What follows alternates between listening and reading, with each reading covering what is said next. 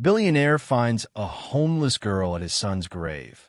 What she reveals will leave you speechless.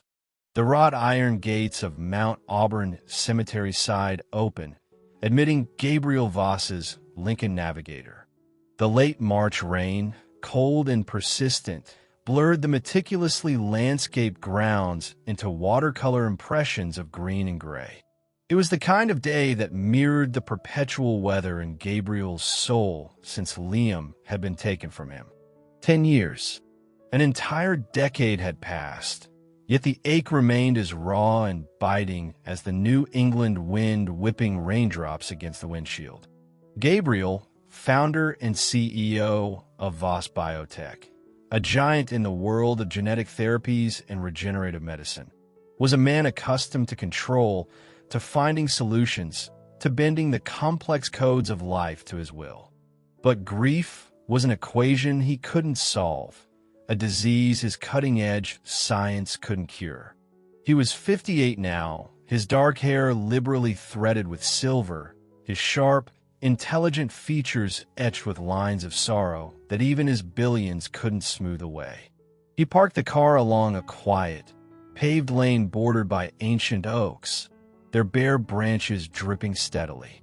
Pulling the collar of his cashmere coat tighter against the chill, he retrieved the bouquet of white lilies from the passenger seat, Liam's favorite.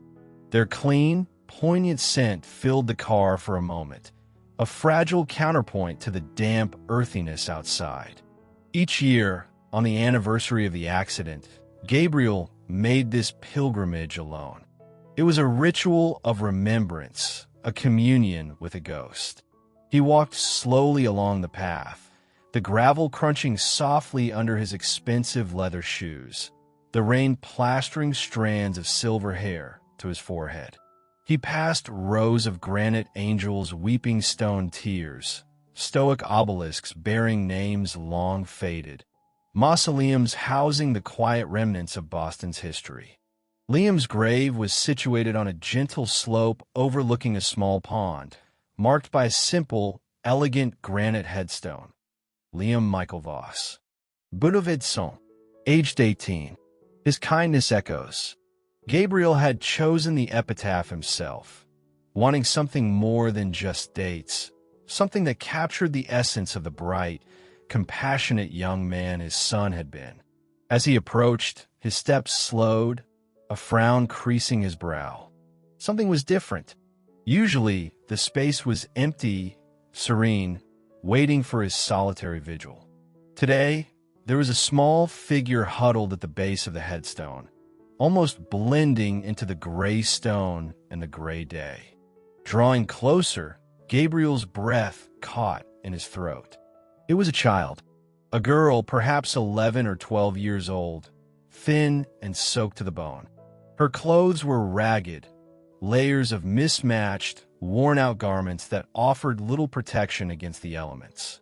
Her tangled brown hair clung to her pale face, and she was kneeling, her small hands clasped tightly before her, resting on the grassy mound. Gabriel stopped, stunned. A homeless child? Here? At Liam's grave? It felt like a violation, a bizarre intrusion into his private sanctuary of grief.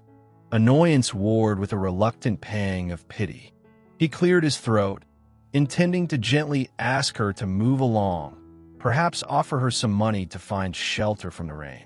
But then he saw it, clutched in the girl's chapped, red hands, resting against the damp grass, was something metallic, something familiar. Gabriel's heart seemed to stop, then restart with a painful jolt. It was a silver chain, and dangling from it was a pendant, a stylized Celtic knot, intricate and unique. Liam's necklace, the one Gabriel had given him for his 16th birthday. Liam had treasured it, worn it constantly. It had been missing after the accident. Lost in the chaos, the police report had said. Gabriel had searched, offered rewards, but it had simply vanished. And now, here it was, 10 years later, clutched in the hands of a ragged child kneeling at his son's grave on the anniversary of his death. The world tilted.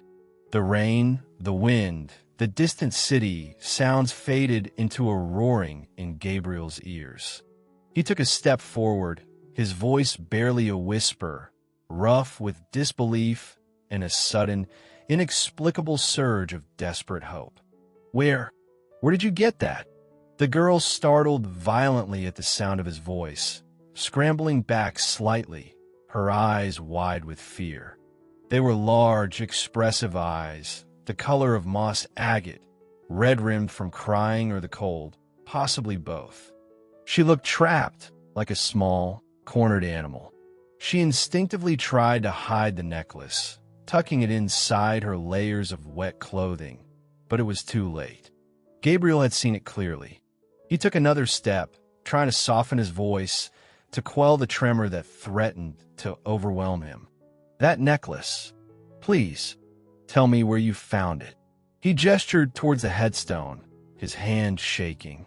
This is my son's grave. Liam Voss. That was his necklace.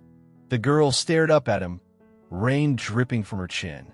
Her fear seemed momentarily overridden by confusion, then a dawning, heartbreaking realization. She swallowed hard, her thin shoulders hunching. Liam, she whispered, the name barely audible over the drumming rain. You're his father. Gabriel could only nod, his throat tight with a sudden, suffocating knot of emotion. He sank to his knees on the wet grass beside her, oblivious to the cold and damp soaking through his expensive trousers. The lilies lay forgotten beside him. Who are you? He asked again, his voice hoarse. Why are you here? How do you have his necklace? The girl hesitated, clutching the hidden chain through her wet clothes as if drawing strength from it. Her gaze flickered from Gabriel's face to the name carved on the granite stone, then back. Tears welled anew in her moss-green eyes, spilling over to mix with the raindrops on her cheeks. My name is Sophie, she said, her voice trembling but clear. I came to visit Liam, to say thank you. She looked at the grave again, a profound sadness in her young eyes. He saved my life. Gabriel stared at her, his mind racing, trying to make sense of her words. Save her life? Liam? How? When? The official account of the accident had been clear. A speeding truck, a loss of control, Liam caught in the path. There was no mention of anyone else involved, certainly not a child. I don't understand, Gabriel said, shaking his head slowly. The accident. It happened 10 years ago today. You look barely 12.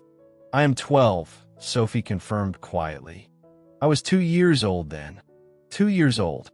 10 years ago. The timing fit. But the story, it didn't match anything Gabriel knew.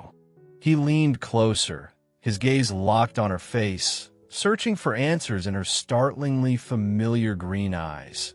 Liam had eyes like that. Sophie, he urged gently, the name feeling strange and momentous on his lips. Please, tell me what happened. Tell me how you know my son. Sophie took a shaky breath, the weight of a decade-old memory settling upon her young shoulders.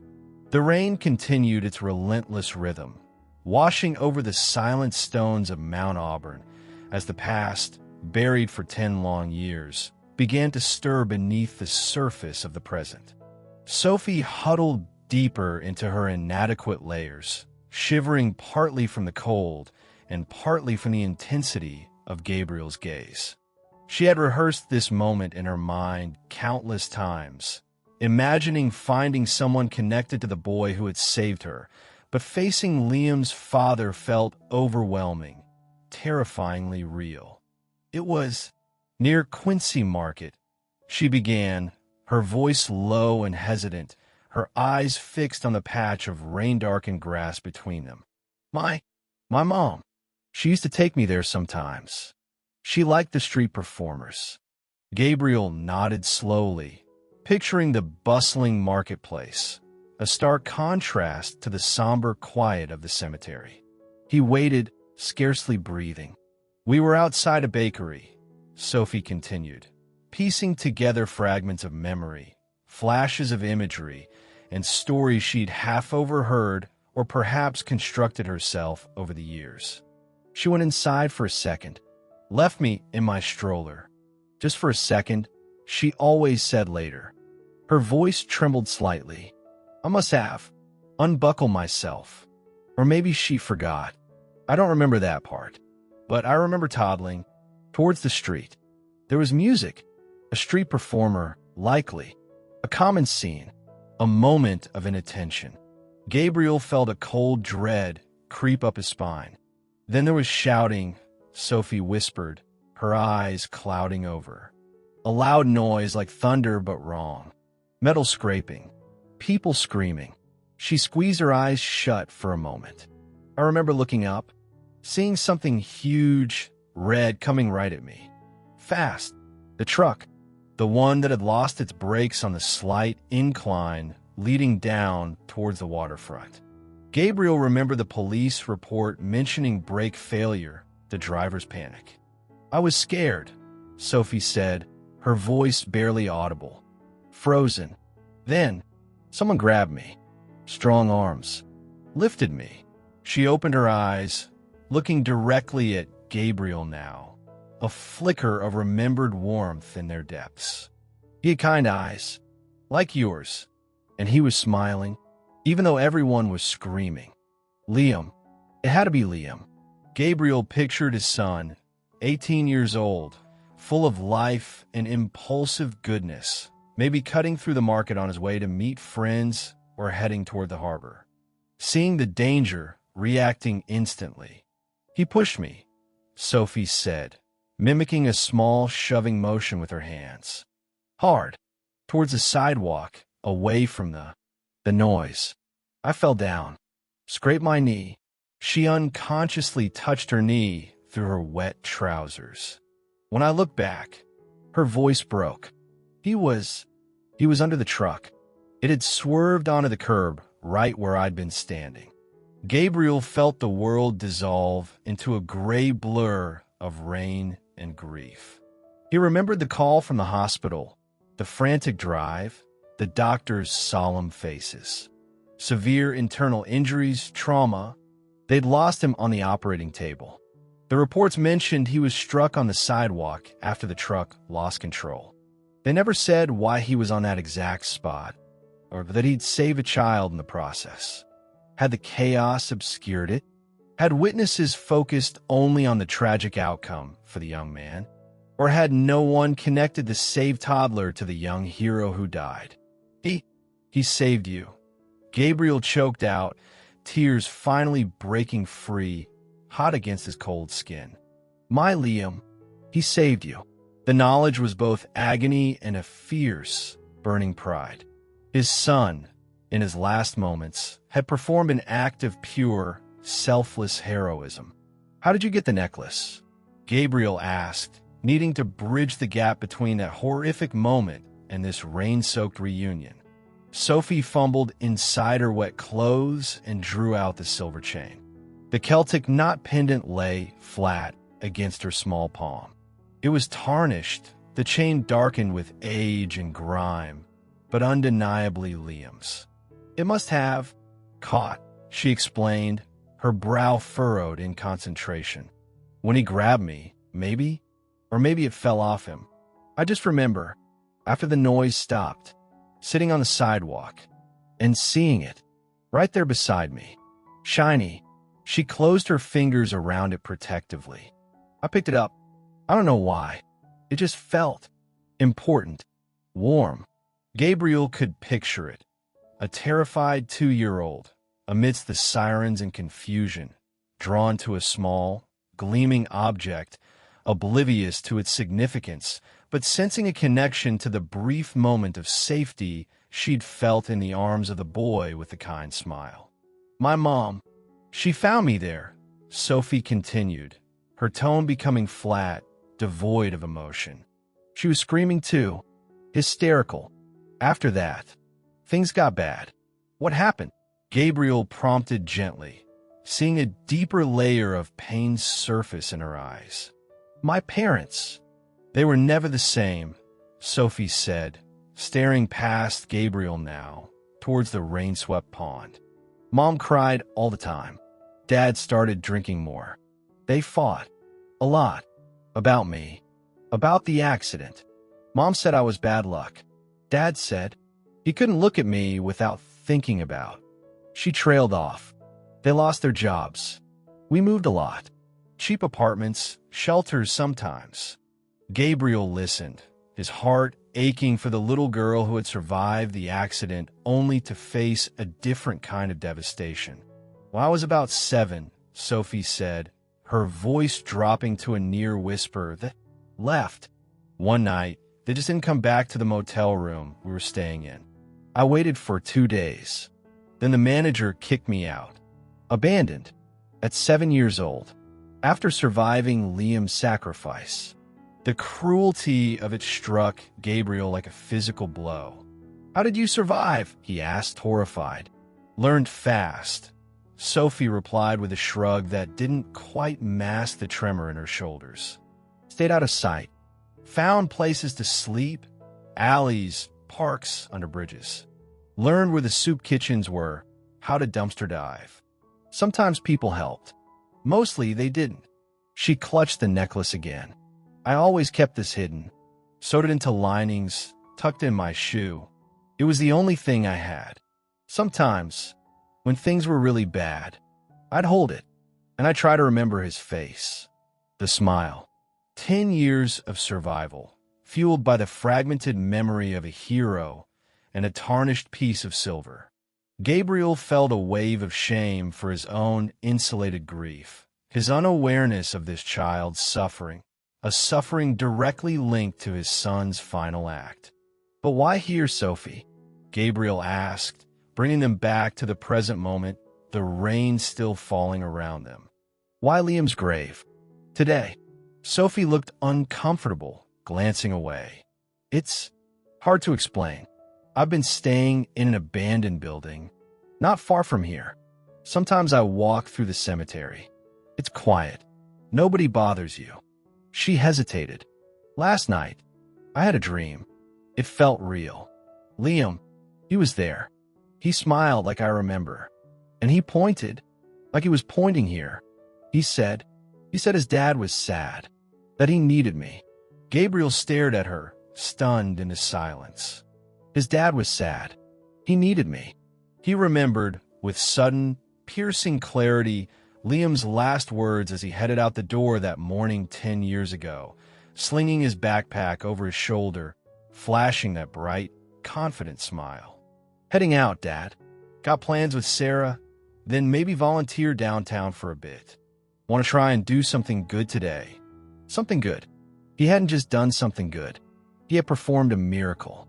And now, a decade later, it felt as if Liam was still acting, still connecting, reaching across the veil of death to bring solace to the father he'd left behind, through the child whose life was his final, enduring gift. The rain seemed to intensify, or perhaps it was just the tears blurring Gabriel's vision again. He reached out, his hand trembling, and gently touched Sophie's wet, tangled hair. The fragile reality of her, the impossible convergence of events, the echo of his son's spirit. It was almost too much to bear. He wasn't just kneeling before his son's grave anymore. He was kneeling before his son's living legacy. The weight of Sophie's story settled upon Gabriel, heavy and profound. Liam's heroism wasn't just an abstract concept anymore. It had a face, tear-streaked and rain-soaked, kneeling beside him. The dream Sophie spoke of, Liam pointing, saying his dad needed her, might have sounded fanciful, even delusional, under other circumstances. But here now, holding the tangible proof of Liam's necklace, hearing the chillingly accurate details of the accident from a child who couldn't possibly have known them otherwise, Gabriel didn't doubt her. It felt less like a supernatural event and more like an echo, an answer to a decade of unspoken prayers. He looked at Sophie, truly looked at her past the dirt and rags.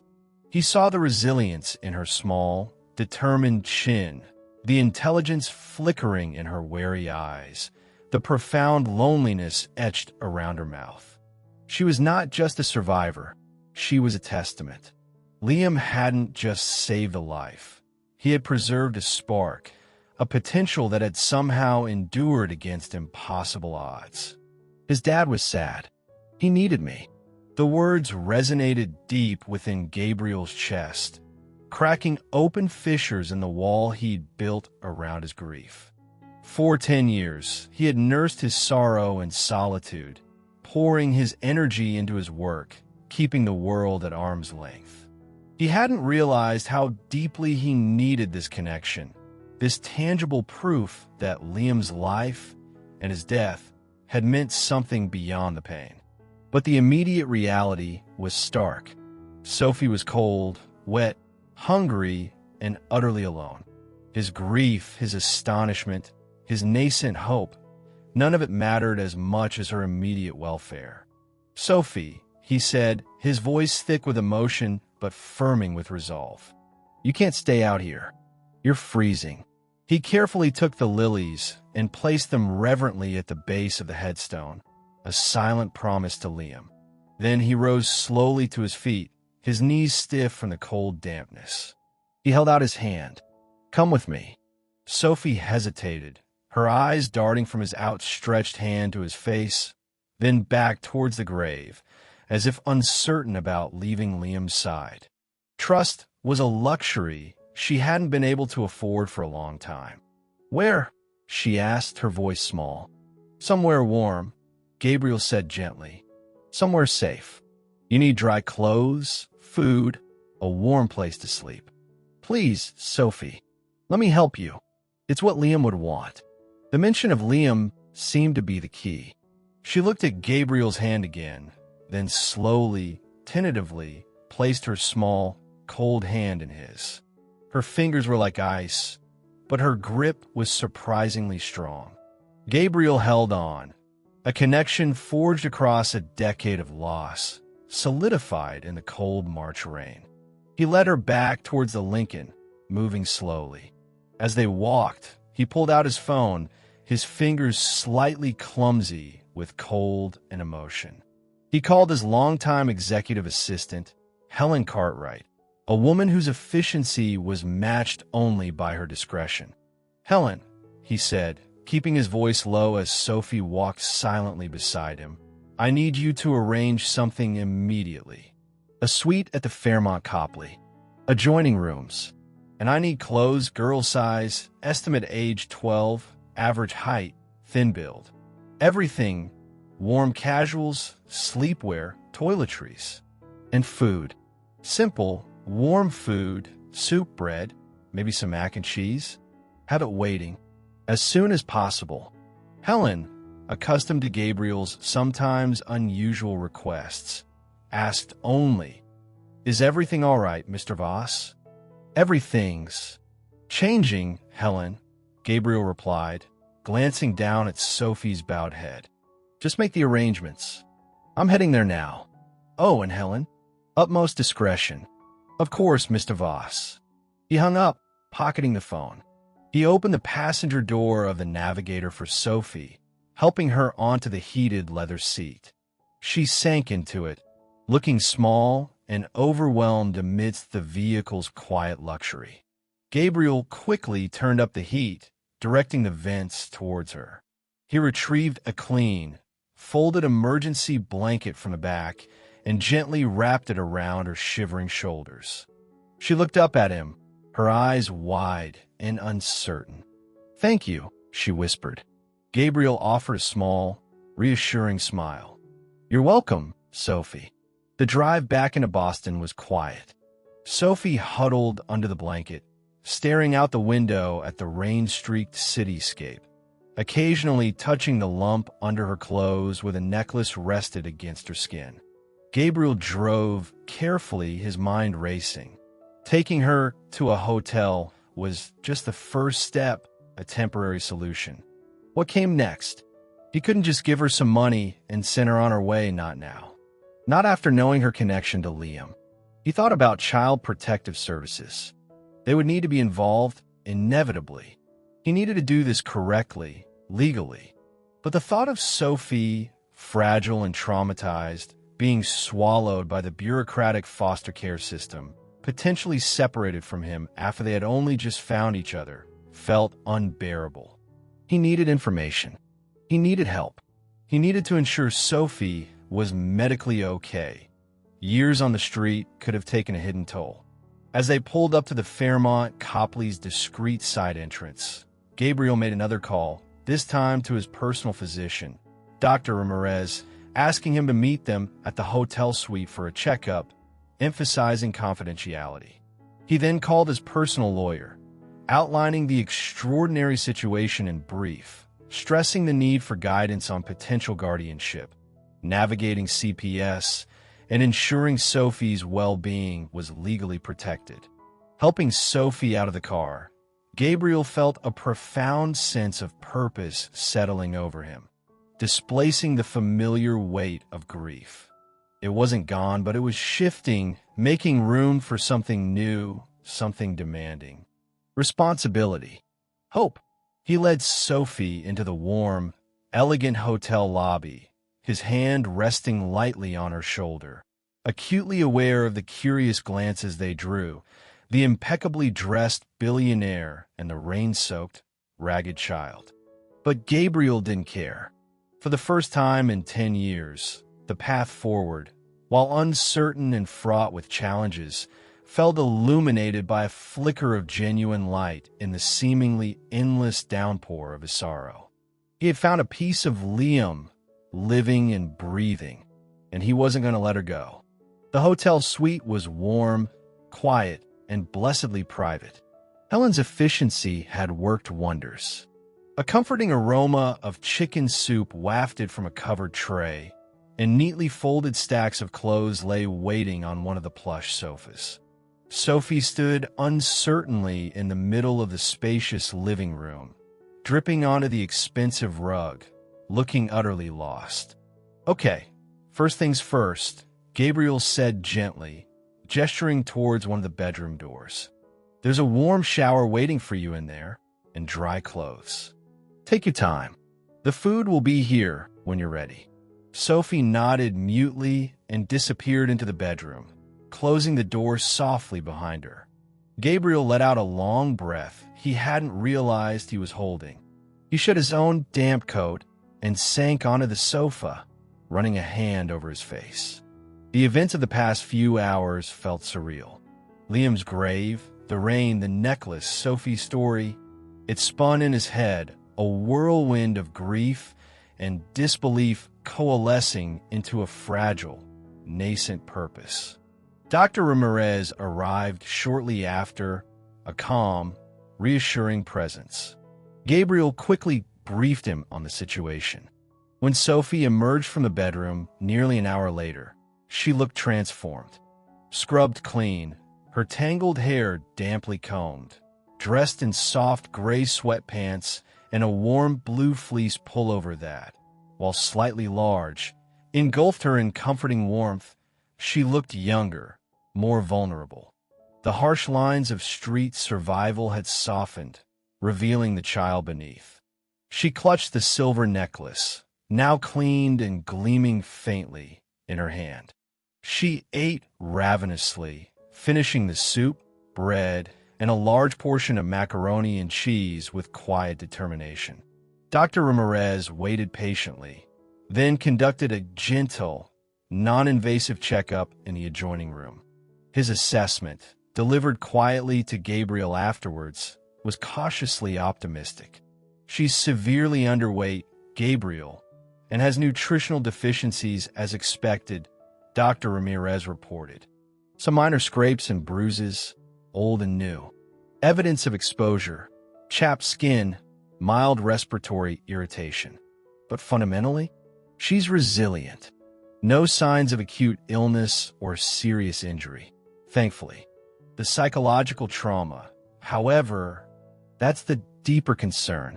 Years of neglect, abandonment, street survival. She'll need significant emotional support, patience, Therapy. Gabriel nodded grimly. Whatever it takes, doctor. Thank you.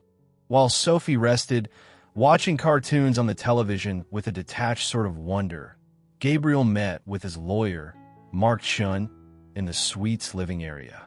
Mark, sharp and pragmatic, listened intently as Gabriel recounted the story, corroborated by the necklace that Gabriel showed him, now held carefully in a plastic bag. It's an extraordinary situation, Gabriel, Mark said, leaning back. Legally, our first step must be to notify Child Protective Services. We can't circumvent them.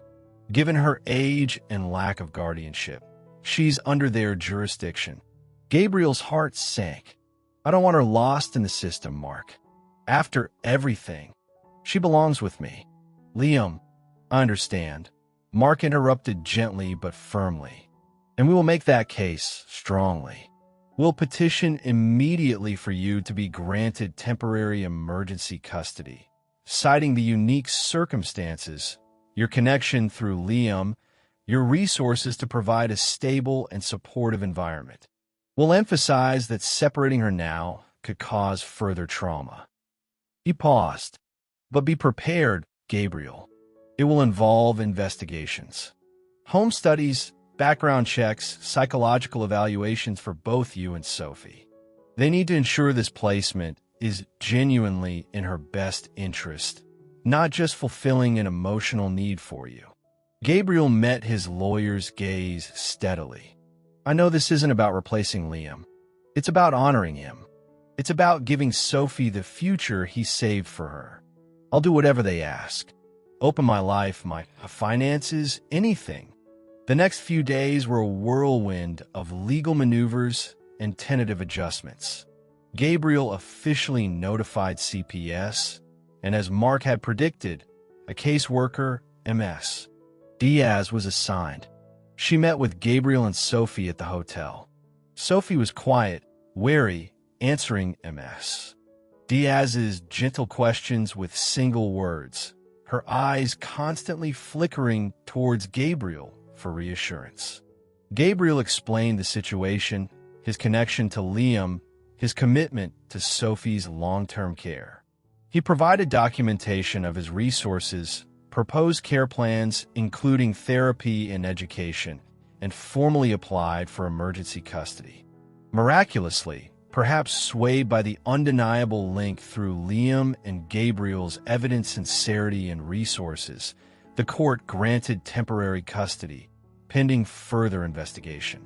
It was the first major hurdle cleared. Gabriel felt a profound sense of relief, but knew the journey was just beginning. He decided against moving Sophie immediately into his large, empty penthouse, which echoed with memories of Liam. Instead, he leased a comfortable, furnished house in Brookline, a quieter suburb just outside the city, wanting a more neutral, welcoming environment. He hired a kind, experienced live-in housekeeper and nanny, Mrs. Gable, whose own children were grown, to provide consistent support and care for Sophie, especially when Gabriel's work demanded his attention. Adjusting to life off the streets was a slow, challenging process for Sophie. She hoarded food despite the constantly full pantry. She struggled to sleep in the soft bed, often found curled up in a closet or under the bed in the early mornings. Loud noises made her jump. Trust came slowly in increments. She observed Gabriel constantly, gauging his reactions, testing boundaries in small ways. Gabriel, guided by advice from Dr. Ramirez and a child therapist specializing in trauma, tried to provide structure without rigidity, reassurance without pressure. He didn't push her to talk about her past, but made it clear he was there to listen. He learned her small preferences.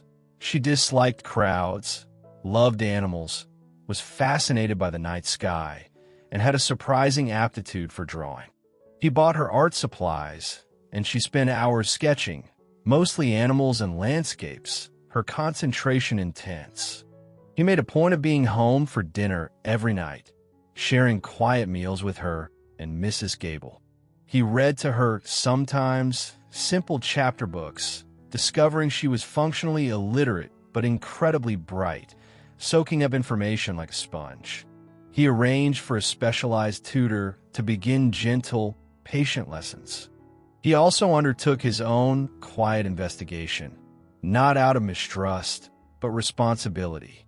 He hired discreet professionals to try and trace Sophie's parents, wanting to understand the full picture, to confirm their abandonment and ensure no one was searching for her. The search yielded little. A trail gone cold years ago, likely false names used, confirming Sophie's story of being utterly alone. The DNA test he requested confirmed, as expected, no biological link between them, but it served as formal documentation for the legal process. One evening, a few weeks after leaving the hotel, Gabriel found Sophie sitting by the large window in the living room, staring out at the stars, Liam's necklace clutched in her hand. He sat down quietly beside her. "What are you thinking about?" he asked softly. Sophie didn't look at him. "Liam," she whispered, Do you think he knows that I'm safe?" Gabriel felt a familiar pang of grief, but was softened now by warmth. He reached out and put an arm gently around her small shoulders. She leaned into him tentatively, a rare gesture of trust. "Yes, Sophie," he said, his voice thick. "I think he knows. I think he's glad." He looked out at the stars with her. He always wanted to do good things. Saving you, helping bring us together. I think that was the best thing he ever did. Sophie nodded, a single tear tracing a path down her cheek. But this time, it wasn't a tear of sorrow or fear. It felt like a tear of release, a tiny crack in the dam of her carefully guarded emotions. In the quiet safety of the house, under the vast expanse of the night sky, two souls bound by a shared loss and an act of selfless kindness were slowly, tentatively, beginning to heal, forging the fragile bonds of a new, unexpected family. The months unfolded, marked by the slow, steady rhythm of healing and growth.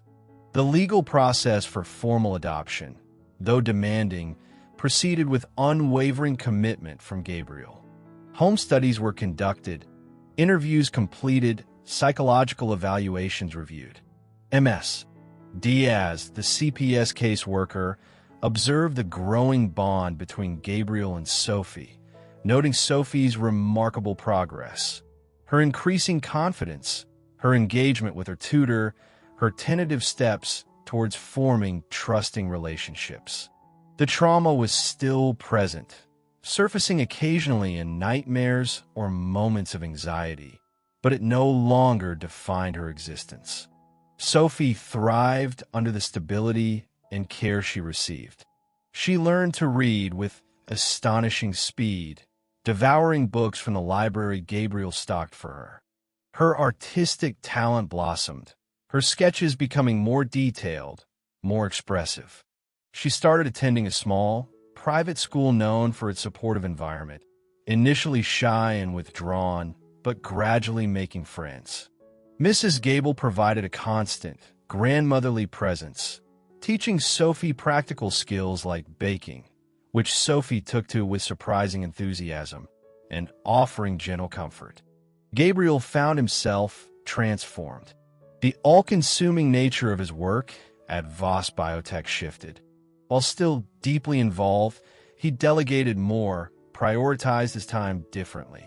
He discovered joys he hadn't known existed, attending a parent-teacher conference, helping Sophie build a complex Lego castle, watching her score a goal in a neighborhood soccer game, sharing quiet jokes over dinner. The hollow ache of Liam's absence hadn't vanished, but it was now interwoven with the vibrant presence of Sophie, a living link to his son, a reason to embrace the future rather than just endure it. Finally, nearly 2 years after that rainy day in Mount Auburn Cemetery, Gabriel and Sophie stood before a judge in family court. This time, Sophie wasn't a frightened, rain-soaked child, but a poised young teenager, dressed in a simple blue dress, her moss-green eyes bright with nervous excitement. Gabriel stood tall beside her, his hand resting reassuringly on her shoulder. When the judge pronounced the adoption final, legally making Sophie Madeleine Hart Voss's daughter, Gabriel felt tears spring to his eyes, tears not of sorrow, but of profound gratitude and joy. Sophie threw her arms around his waist, burying her face in his jacket, her shoulders shaking with emotion.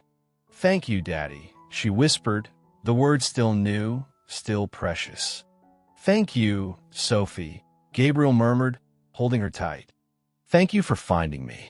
With the adoption finalized, Gabriel moved forward with another plan, one that had been forming since he first understood the depth of Sophie's ordeal. He established the Liam's Legacy Foundation, endowing it substantially through both Voss Biotech and his personal fortune. Its mission was clear: to provide safe housing, comprehensive care, education, and therapeutic support for homeless and unaccompanied youth in the Boston area. Children like Sophie had been. He purchased and renovated a large brownstone in a stable neighborhood, transforming it into Liam House, the foundation's first residential center. It wasn't an institutional shelter, but a warm, welcoming home environment staffed by compassionate professionals. Sophie, now 14, played an active role in its conception, offering insights from her own experiences, helping choose furnishings, even painting murals on some of the walls. She became a quiet inspiration to the first residents, living proof that circumstances didn't have to dictate destiny. Life settled into a fulfilling pattern. Gabriel ran his company, but his heart was equally invested in Liam's legacy and in raising Sophie. They became a familiar pair, the biotech mogul and his bright, artistic daughter, bound by an unconventional story but radiating genuine familial warmth. Sophie excelled in school, developed close friendships, and continued her passion for art, her work gaining surprising maturity and depth. She still wore Liam's necklace every day, a quiet reminder of the sacrifice that had given her a future, the echo that had led her home.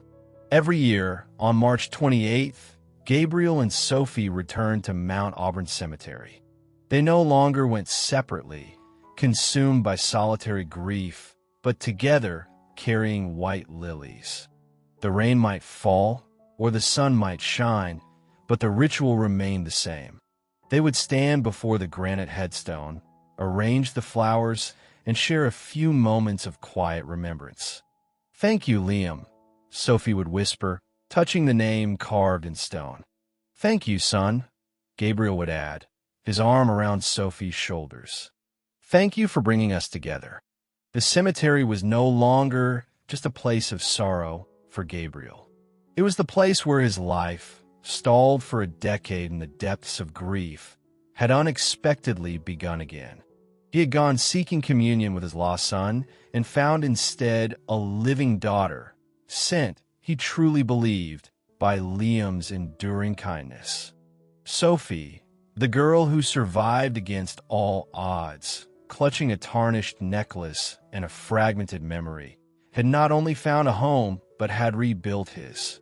She was Liam's greatest legacy, a testament to the fact that even in the face of profound loss, acts of love and sacrifice could ripple through time, creating unforeseen connections, healing broken hearts, and writing new, hopeful chapters in the stars.